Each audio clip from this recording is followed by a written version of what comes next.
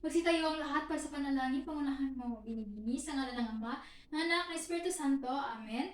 Maaari na kayo magsiupo at class monitor, sino ang class monitor dito? Binibini, pakicheck ng ating attendance at ibigay mo sa akin yan pagkatapos ng ating talakayan. Magandang umaga, Visit Philippine Tutu.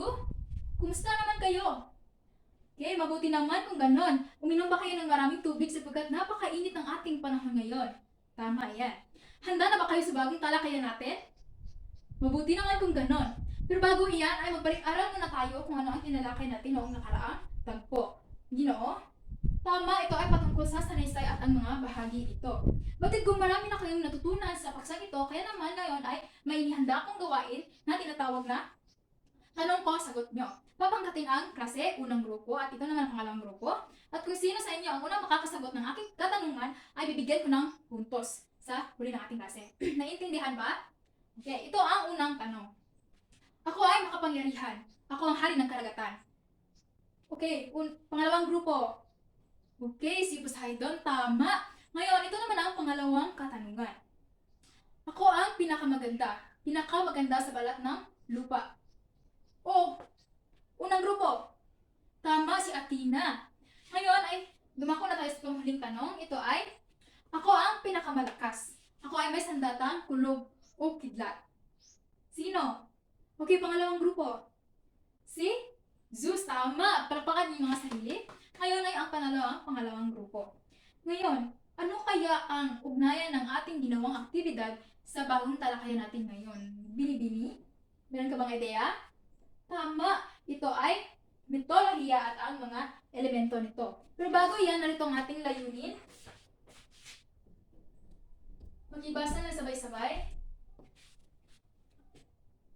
Okay, maraming salamat. At makakamta natin ito pag meron kayong langga. Alam niyo ba ang langga Visit Filipino Tutu? Hindi.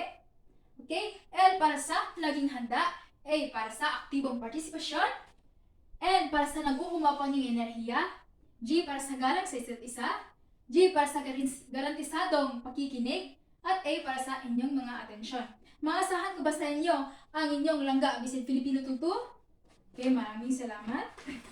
Ngayon, pag sinabi nating metolohiya, ano naman ang papasok sa inyong mga isipan? Tama, ito ay haka-haka. Kwentong mga gawa-gawa lamang. Ito ang kahulugan ng metolohiya, galing sa salitang metos at salitang Griego na motos na nangangahulugang kwento. Tumutukoy ito sa kalipunan ng mga meto mula sa pangkat ng mga tao sa isang lugar na naglalahad ng kasaysayan ng mga Diyos-Diyosa noong panahon na sinasamba, dinaragila ng sinaunang tao. So ang metolohiya, ito ay ang pag-aaral ng mga meto. Meron ba kayong mga halimbawang nakatago dyan na halimbawa mga meto na inyong nalalaman? Gusto kong marinig inyong mga ideya. Binibini? Tama? Ikaw naman, Ginoo. Tama. Isa rin sa mga halimbawa ng meto na kwentong meto ay si Psyche at si Cupid, o si Cupid at si Psyche. Marami pang mga kwentong meto na nasa ating kasaysayan.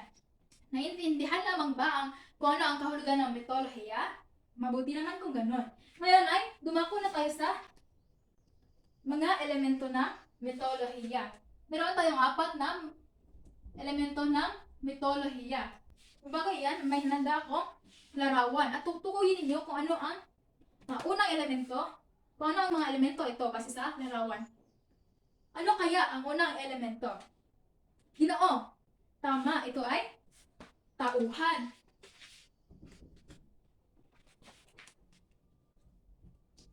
Tauhan ang unang elemento. Mga tao o tagaganap sa kwento, mga Diyos at Diyosa na may taglay na kakaibang kapangyarihan.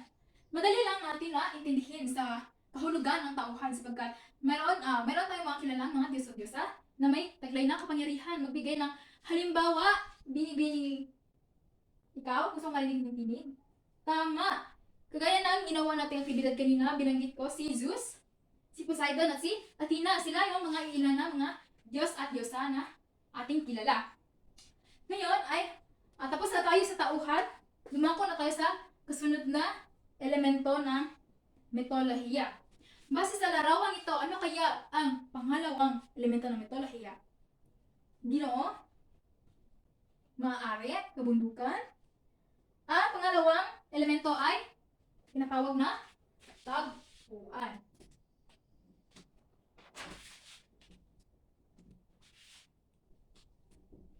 Ito ay salamin ng sinaunang lugar at kalagayan ng bansa kung saan ito umusbong. May kaugnayan sa batis, ilog, kabundukan, langit, lupa at iba pa. Ang tagpuan ay ito yung lugar kung saan ginaganap ang pangyayari o mga nangyayari sa kwento. Naintindihan lamang ba ang tagpuan sapagkat madali lang itong intindihin at pag-aralan? Okay, mabuti naman kung gano'n. Meron pa lang halimbawa ng tagpuan, kagaya na lang ng larawang ito. Ito ay Mount Olympus. Dito nakatira ang 12 Olympians of Gods. Ngayon ay dumako na tayo sa pangatlong elemento. Ano kaya ang pangatlong elemento? Ginoo? Ito ay tama, banghay. Palakpakan natin si Ginoo. Ito ay banghay.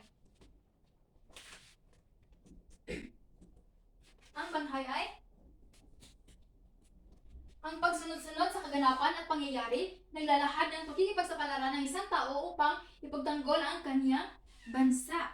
Narito ang halimbawa ng banghay. So, sa simula, dito ipinapakilala ang mga tauhan katulad ng Diyos at Diyosa hanggang sa saglit na kasiglahan, tunggalian, kasugdulan, kalakasan. Dito nangyayari yung pakikipagsapalaran ng mga tauhan at hanggang sa humantong sa wakas. Naintindihan lamang ba ang pangatlong elemento ng mitolohiya? Maraming salamat. Lakpakan ninyo ang inyong mga sarili sapagkat napakatalino ninyo. Ngayon ay pumunta na tayo sa panghuling elemento ng mitolohiya. Base sa larawang ito, ano kaya? Nakikita lang ba ang larawan? Ito ay pag-ibig. Tama. Ang panghuling elemento ay ito ang tinatawag na tema.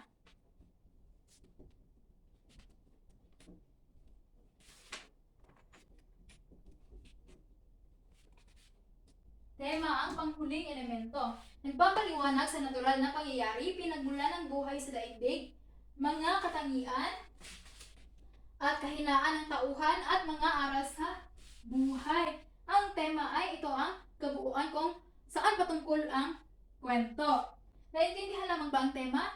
Mayroong mga ibang halimbawa ang tema, katulad ng pinakita ko kanina. Yun ay halimbawa ng pag-ibig na tema. Ang iba ay kababalaghan, pakikipagsapalaran, pakikibigma, at iba pa.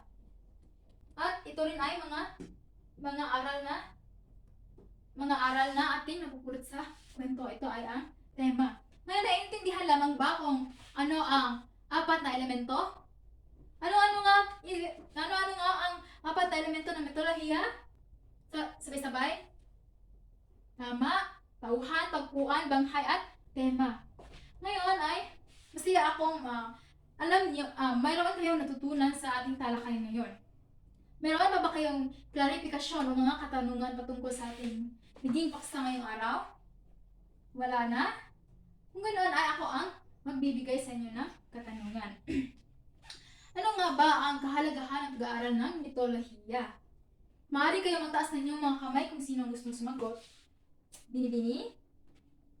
Okay?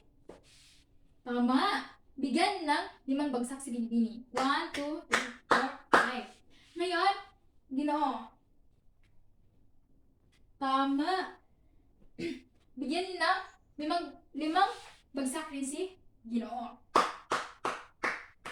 Ngayon ay, batid kung meron na kayong mga natutunan patungkol sa paksa natin. Mahalagang pag-aralan ang mitolohiya sapagkat nakaangkla ito sa ating kasaysayan at pinayayaman nito ang ating kultura, tradisyon, relihiyon at iba pang naging ugnayan sa ating kasaysayan.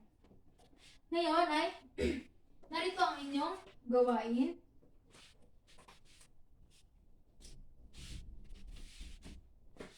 Sa isang buong papel, sumulat ng sariling kwento na mito na tumatalakay sa kabayanihan at pakikipagsapalaran sa mundo.